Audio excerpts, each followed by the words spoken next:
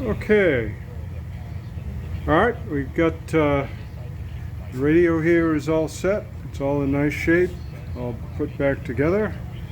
I even shined up the the cabinet some here, and all looking pretty good. It's got you can see the Magic Eye 2. Turn the audio Yeah, actually, there's a whole bunch of them, angry customers demanding refunds.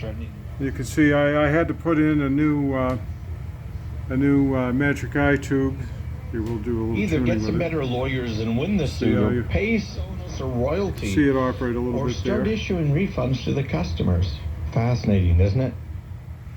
So it all came out good there. Let's walk around it, and you can see what's going on here in the back. Here's the radio, all done up, and here's the antenna that I built, the loop antenna. I put a loop antenna in it. Loop antenna is right here. It moves a little bit, so inside there. So if you need to adjust it a little bit, you can. These are antenna connections. Basically, it just gives you a little few options on tuning a station in.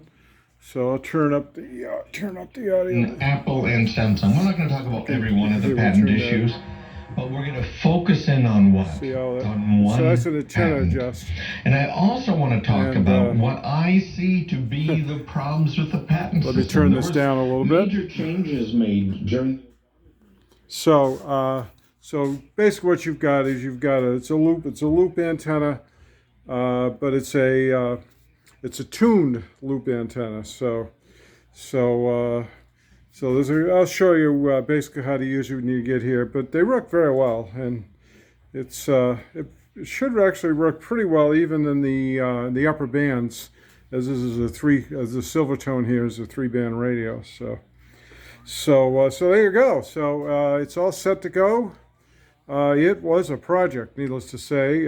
Took a lot of new components, a few bad tubes. There were some tubes missing, and anyway, I had them all. I was very lucky to have the Magic Eye tube. The one that was in there was just barely working. You could barely see it, but I had a new old stock.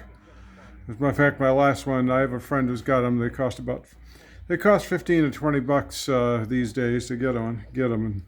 On eBay, they're more than that. But I managed to find one I will manage to replace it at a decent price. So anyway, it's all in great shape. I think this is going to be a good radio. Also, I want to add to this is your Bluetooth. Let me get that out of there. This is your Bluetooth switch here. So switch that over, and you can operate Bluetooth. And over in the and I'll show you the Bluetooth receiver that I use for these things. They all seem to work out pretty well. So there you go. It's all ready to go, and I hope you enjoy it.